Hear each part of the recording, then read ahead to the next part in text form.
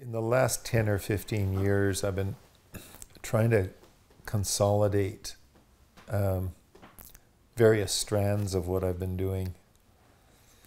Um, you know, not just to integrate them as an intellectual project, but what do they mean? What do they add up to in terms of action in the world and collective action? And I suppose that you know, there are a couple of things that I've done for quite a long time that were not that usual for most of my colleagues. From the early to mid-90s, I started getting involved in team grant applications.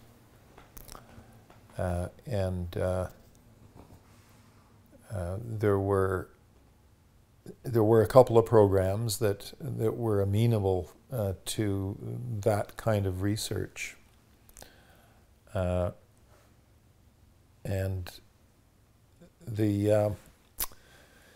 I'm not sure now what the acronym stood for at the time, I've forgotten, but what has become the Fonds de Recherche du Québec, Société et Culture.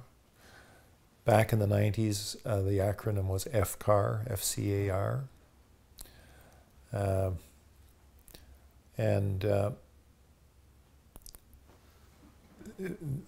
The beginnings of their équipe program, Soutien aux équipes program, were in about that period. Simultaneously in those years, with a group of colleagues, we had a SSHRC, Social Sciences and Humanities Research Council of Canada, strategic grant.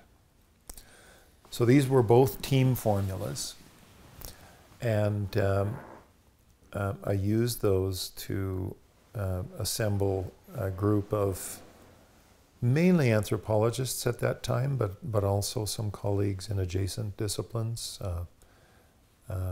geography,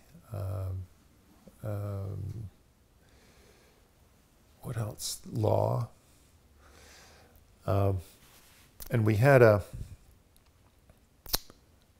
project which ran several years working on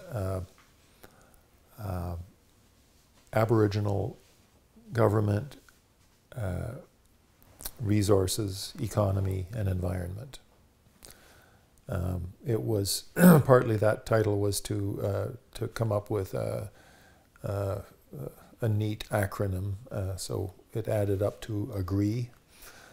And the AGREE program had this funding from both federal and provincial council levels that we used to work on a group of cases from the subarctic, Innu in Labrador, Cree and Inuit, actually, Arctic and subarctic, Cree and Inuit in northern Quebec, and Crees in northern Manitoba and northern Alberta. Eventually, because of some intra-team politics around the Manitoba case in particular, to some extent also the Northern Alberta case, we ended up publishing the results of that project, narrowing it just to Northern Quebec and Labrador. So the the volume that I edited out of that project, Aboriginal Autonomy and Development in Northern Quebec and Labrador, didn't deal with the Manitoba and Alberta cases. But it was my first kind of adventure in directing team research. I was fairly junior at the time. I was sort of pushed a little bit by more senior colleagues to do it. One of them was Dan Aronson, a development anthropologist who was in the department at the time. Another was John Galati, who's still in my department. He's a few years senior to myself, and mainly working in East Africa. And eventually we enlarged the scope of this approach to include the East African cases in Kenya and Tanzania, and also to include work that I started in Torres Strait in Northern Australia.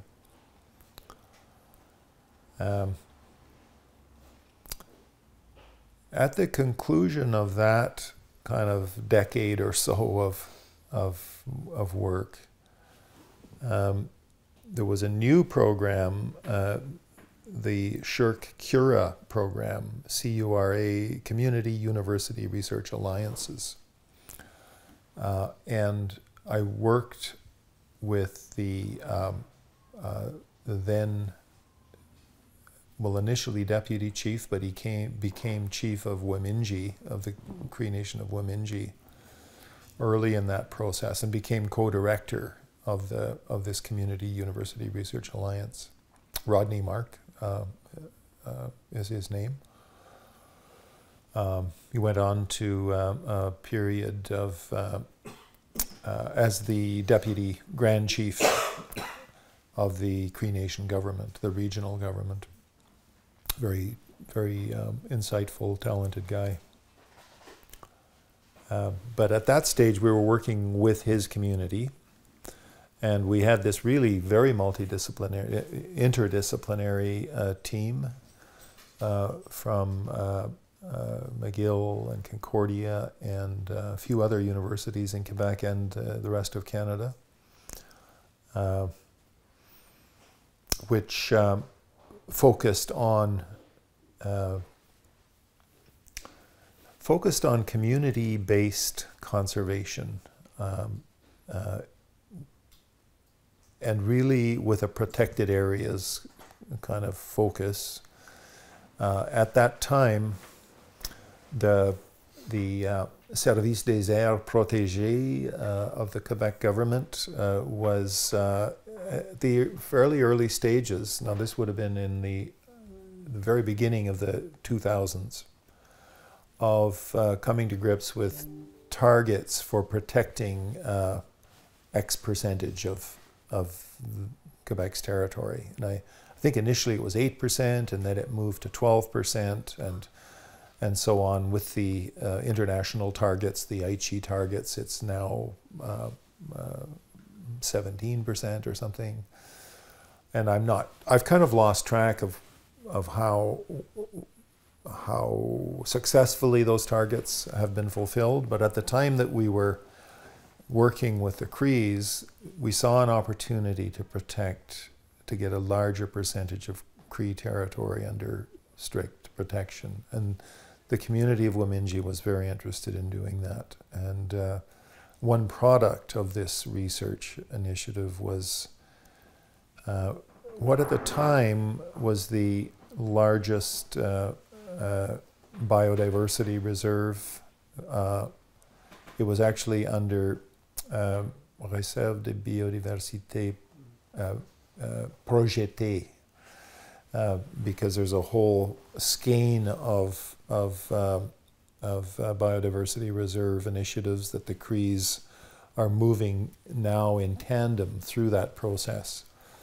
But one of the, well, really the earliest Cree engagement using the model of community-based initiative was probably Wamingji. There was also a very interesting project going on at Mistassini, but it was more a park model. But subsequently, all of the Cree communities, I think, now have used the biodiversity reserve rubric under provincial legislation to protect, to put certain high priority portions of their territory under strict protection, which is understood to exclude hydro, mining, industrial forestry, and certain other industrial initiatives that would compromise the biodiversity status of those territories. And on the federal side, we became involved in the early stages of negotiating a marine region,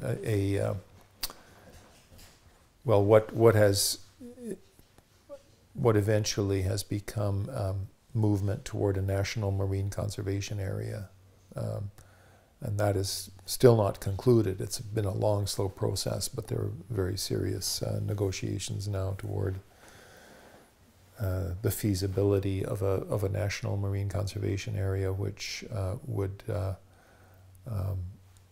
respect Cree self-determination, territorial self-determination, according to the terms of their EU Marine Region Agreement, which is a kind of a counterpart with the federal government for the marine portion of their territory, which basically the provincial jurisdiction ends at the coast, and then it's federal, federal now qualified by Nunavut jurisdiction going seaward. So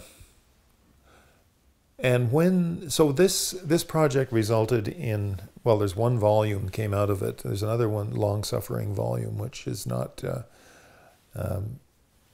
has not happened as quickly as we would have liked. But one volume is co-edited with my wife, who's a geographer, and one of my doctoral students, Monica Mulrennan, my wife, and a doctoral student, Catherine Scott. And some people think that Catherine must be my wife because we both have the surname Scott, so it's very confusing. But there's this co-edited volume called Caring for Inuistsi, which is really the fullest account of the kind of interdisciplinary components of planning, of approaching Wamingji territory as a challenge for community-based conservation, and using various vehicles, biodiversity reserves, national marine conservation areas, territorial level comprehensive conservation planning, and so on. And then there's another volume which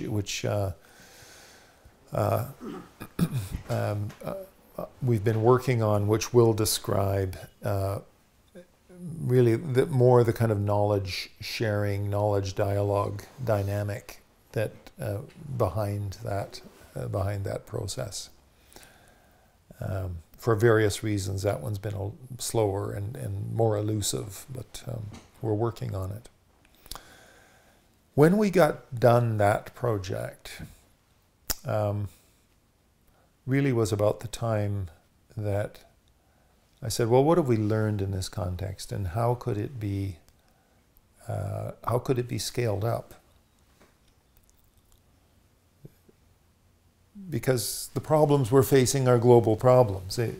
Local solutions are encouraging, but they do have to be multiplied. They have to be reproduced, and they have to amount finally to a global approach.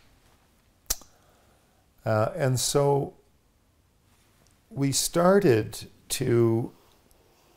went back to FRQSC, Fonds de Recherche de Québec, Société et Culture, with a proposal for under their Soutien aux Équipes program,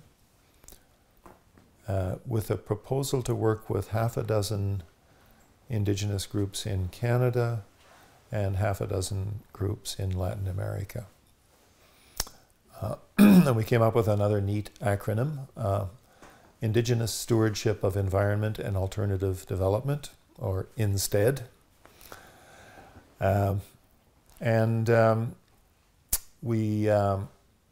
We worked our way through the sort of funding cycle logic of FRQ.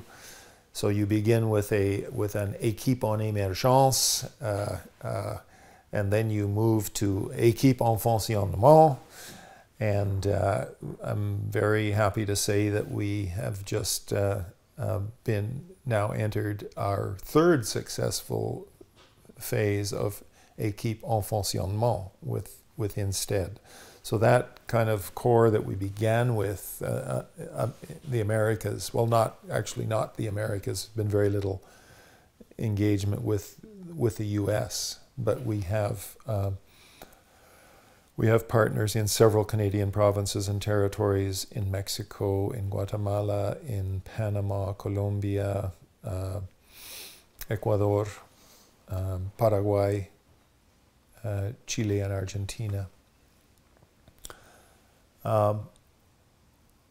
And a very interesting, I would say, cross-fertilization between Latin American activist thought around Indigenous alternatives to development and political ontology, to borrow the Mario Blaser's phrase.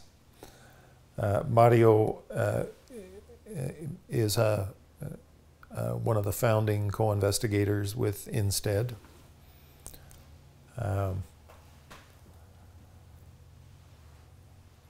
And that phrase, political ontology, relates to an idea which, to me, solidifies the political implications of a relational view of the world, which offers a place to stand politically. And it ties into, in the Latin American scholarship, the idea of collective life projects, planes de vida or proyectos de vida, which is a kind of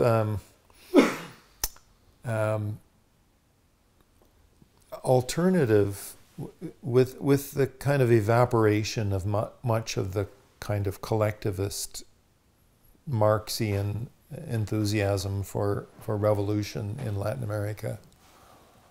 A stepping back to looking at territory level, people by people and interpeoples politics, which retains that kind of radical optimism, but which I guess is shying away from a kind of more doctrinaire or orthodox understanding of proletarian revolution, or at least any kind of one-size-fits-all radical activism. So people like Mario, and of course Arturo Escobar has been one of the leading figures in that movement, have inspired this approach. Mario was one of the first, working with Harvey Feit, who was his supervisor. He was one of the first to bring that some of that Latin American literature into Canadian contexts. That was influential for me and inspirational, we basically designed a project which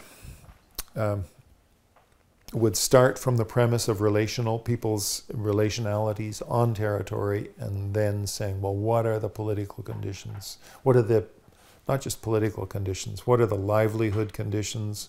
What are the conditions in terms of territorial self-government, conservation governance in particular, also the conditions in terms of interpeople's alliances. For these, what we came to think of as territories of life, for them to endure. We weren't using the language of territories of life at the beginning, but I'll come back to that. So then after a couple of cycles of INSTEAD as an équipe, again with some encouragement from colleagues, we thought, well, why don't we go global with this idea? And we did that we applied to another FRQ program, the Regroupement Stratégique. You can go with a network or you can go with a center. We decided to go with a center. And echoing the name of INSTEAD, we went with the Center for Indigenous Conservation and Development Alternatives, CICADA. It's a kind of an opportune image because, you know, the cicada has the reputation of coming out in prime number years, and apparently this is a way of beating the predators. I'm not sure why, but it's an interesting metaphor for resurgence and resilience and so on. So it's a humble insect, but it's got some pretty special qualities. So CICADA now has roughly 35 partners globally in the Americas, in Oceania, in Africa, in Asia, Southeast Asia. And we've been elaborating this approach. It's the same conceptual approach that we began working on with INSTEAD, and that we're now trying to extend to a wider web of partners. CICADA became then a member of something called the Indigenous Peoples and Local Communities Conserved Areas and Territories Consortium. And that is a long label for a global alliance of indigenous and other peoples, which were attempting to use the intersection of indigenous and other rights, other human rights oriented discourses with the Convention on Biodiversity accommodation of indigenous and other peoples, other local communities, rights and responsibilities vis-a-vis global conservation. And so that long phrase has parts that are of significance under international law, which explains why such an awkward, or rather unwieldy, I shouldn't say awkward, but it's a somewhat unwieldy title. And that consortium now includes close to 200 organizational members. Now these typically, they could be local or regional indigenous governments, community-based organizations, environmental NGOs that are working closely in tandem with indigenous and other local communities. and initially really trying to exploit openings in this movement in many countries to meet Aichi targets for protection. Of course, Quebec, Canada were under pressure, put themselves under pressure through their commitments to contribute to these targets, but so did many other countries. And of course, most countries are falling short. And so Indigenous peoples and some other, these would typically be traditional communities in places like Finland, Spain, who don't identify as Indigenous, but necessarily, but have those same kind of deep historical, cultural connections with their territories, have effective, customary institutions of governance, typically of territorial governance, or have had them under threat, maybe fragmented through colonial, other historical circumstances, but are trying to recoup, reestablish, reassert.